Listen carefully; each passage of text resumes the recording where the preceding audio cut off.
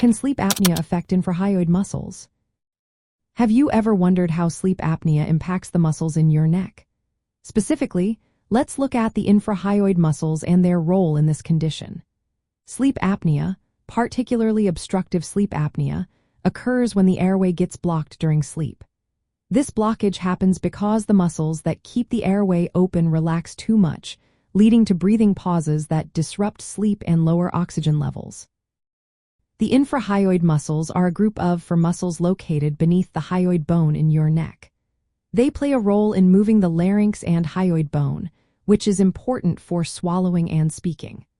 While these muscles are not the main focus when discussing sleep apnea, they are still part of the muscle network that supports the airway.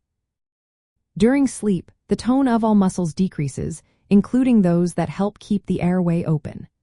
Most discussions center on the tongue and soft palate muscles, but the infrahyoid muscles can also be affected by this loss of tone. If these muscles lose their tone, the position of the hyoid bone may shift, which could influence how open the airway remains.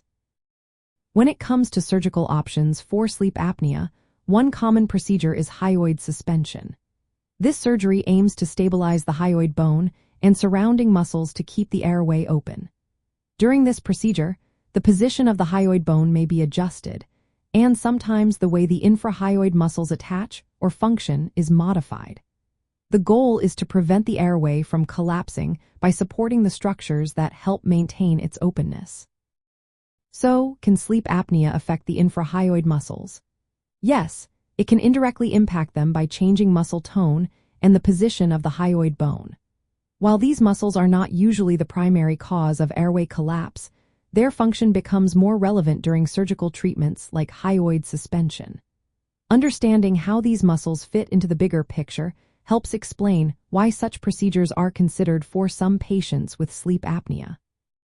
In summary, while the infrahyoid muscles may not be the main players in sleep apnea, they do have a role that can be influenced by the condition and surgical options.